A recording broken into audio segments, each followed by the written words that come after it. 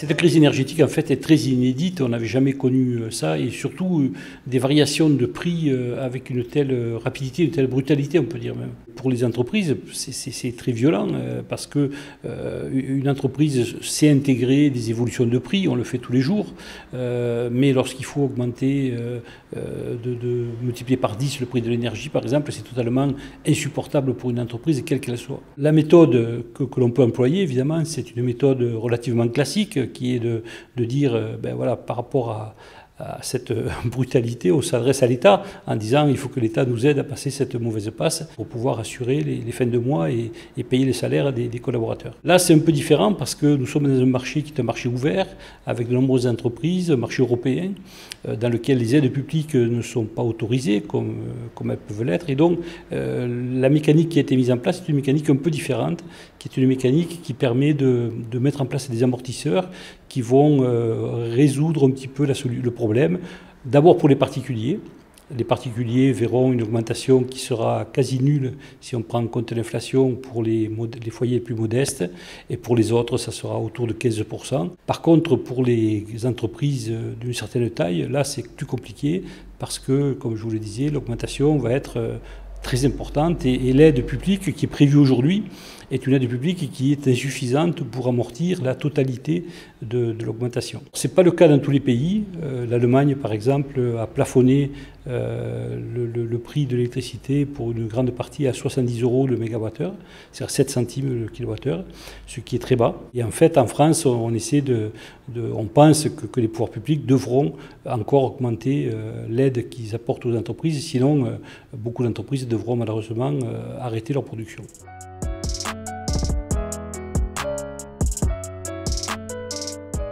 Le problème en France, c'est qu'on a un modèle qui est très caricatural, je dirais, parce qu'on a beaucoup de nucléaire. C'est un des seuls pays au monde où on a autant de nucléaire, en fait. Même les États-Unis, l'Angleterre ont des taux de pénétration du nucléaire de l'ordre de 35%. Nous, on est à plus de 70%. En fait, ça vient du fait qu'à l'origine, en 1981, lorsque le programme a été voté par le gouvernement socialiste qui arrivait à ce moment-là au pouvoir, devant l'insistance, en fait, des parlementaires qui ne voulaient pas du tout en avoir, qui étaient tout à fait opposés au nucléaire, il y a eu la nécessité pour le gouvernement de passer en force, comme on dit, c'est-à-dire d'utiliser le 49.3 pour faire passer le programme nucléaire. Et donc le programme est passé sans débat, sans amendement, et avec une quantité de centrales qui était de l'ordre de 60, qui était beaucoup plus important que ce que nous avions besoin réellement. Il s'en est suivi une période de 80, je dirais, jusqu'à l'an 2000 pratiquement, où nous avons eu une abondance électrique. Après, la situation s'est un peu dégradée, mais surtout, toutes ces centrales sont arrivées à se vieillir en même temps. Et en fait, la bonne méthode aurait été certainement d'en construire la moitié, comme l'avait prévu le gouvernement à l'origine, et puis plus tard, construire de nouvelles centrales, ce qui aurait permis d'avoir une continuité dans l'action, alors que là, on a tout arrêté, on a perdu le savoir-faire, et on se retrouve aujourd'hui à réinventer de nouveaux modèles, etc. Et puis, il ne faut pas oublier non plus que nous nous sommes fait aider. Toutes les centrales nucléaires, la plus grande partie des centrales nucléaires qui fonctionnent en France sont sous licence américaine, c'est des machines de Westinghouse, et donc nous avons beaucoup bénéficié de cela. Et ce qui est assez cocasse, c'est que ces derniers jours, on vient d'apprendre que la Pologne, finalement, vient de choisir l'entreprise de Westinghouse contre le projet EPR français, ce qui est un peu navrant, parce que ça montre qu'on a véritablement non seulement perdu du savoir-faire, mais en plus que nos concurrents ont continué à être plus performants que nous.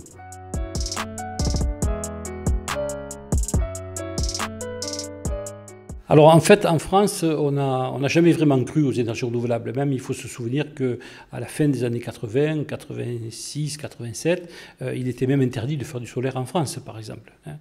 Parce qu'il fallait surtout ne pas concurrencer l'électricité nucléaire, qui était très abondante l'été. L'hiver, évidemment, on utilisait l'électricité pour chauffer les logements, mais l'été, il n'y avait pas encore beaucoup de climatisation, et donc on avait une abondance d'électricité, et donc le solaire a été interdit pendant une bonne quinzaine d'années. C'est une période pour laquelle la France a pris du retard, alors que nous étions véritablement parmi les leaders mondiaux en matière de solaire. Nous avions une entreprise industrielle qui fabriquait des panneaux photovoltaïques qui était dans le top 10 au niveau mondial. Le marché du solaire, clairement, s'est déplacé en Asie. en Chine en particulier, avec des investissements colossaux.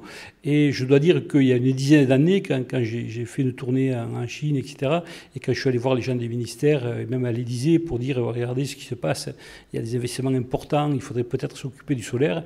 Bon, on m'a fait un peu toujours le même discours en me disant, bon, vous êtes militant du solaire, c'est très bien, etc., mais le solaire ne restera jamais qu'un gadget. Ça permet de comprendre en fait aussi un peu notre retard. Et ce qu'il faut aujourd'hui, c'est, au moment où on parle d'industrialisation, c'est essayer d'attirer dans nos régions des entreprises industrielles qui vont venir fabriquer des panneaux solaires, parce qu'on pense quand même que la clé de la proximité, avoir une entreprise dans une région comme les nôtres dans le sud de la France qui utiliseront beaucoup d'énergie solaire, évidemment, eh bien c'est très important. Aujourd'hui, ce qu'on constate quand même, c'est que une des premières entreprises qui existe, elle est en Alsace. Le climat politique, finalement, l'ambiance qui régit un petit peu cette région du Grand Est font que, effectivement, et puis aussi le caractère industriel de la région, fait qu'effectivement, les industriels ont tendance à regarder un petit peu dans l'Est de la France.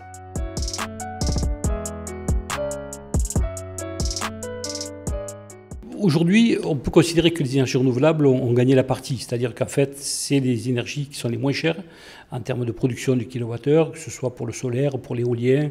Bon, voilà, il y a encore des secteurs qui sont un peu plus chers, c'est l'éolien offshore, mais je suis sûr que très rapidement, on va revenir dans des tarifs compétitifs. Et puis, on voit bien, il n'y a aucune nuisance, il n'y a pas de CO2, il n'y a pas de déchets, il n'y a pas de problème de stockage de déchets à terme.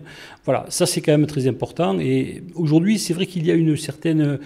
un climat un peu compliqué parce qu'on entend dire oui, mais attendez, si le solaire va trop vite, si l'éolien va trop vite, il n'y aura plus de place pour le nucléaire. Bon, alors c'est un vrai sujet, mais je pense qu'il ne faut pas fixer les technologies de cette façon-là. Les possibilités de croissance, d'innovation en matière de solaire sont considérables. Aujourd'hui, un panneau solaire, vous voyez, convertit à peu près un peu plus de 20% du soleil en électricité. Dans 20 ans, 30 ans, on sera à 40-50%. Ça sera 2 fois plus productif. Les prix vont devenir de moins en moins chers pour le panneau solaire. On pense que, on a divisé par 10 le prix des panneaux depuis une douzaine d'années. On pense que dans la décennie qui vient, on devrait baisser encore peut-être de 50%. Ça veut dire qu'en 2030-2035, le prix du panneau solaire, il est quasiment zéro, quoi. C'est-à-dire, en fait, il n'y a pas de surcoût par rapport à une toiture traditionnelle. Et à ce moment-là, va s'ouvrir notre monde qui va être celui de l'usage des panneaux solaires, celui de l'usage de l'électricité. Qu'est-ce qui va se passer quand l'électricité, l'été, coûtera zéro, ou même moins que zéro? Ce sera peut-être le moment pour la transformer en hydrogène et permettre de faire du stockage intersaisonnier, utiliser la production d'été, l'hiver et inversement.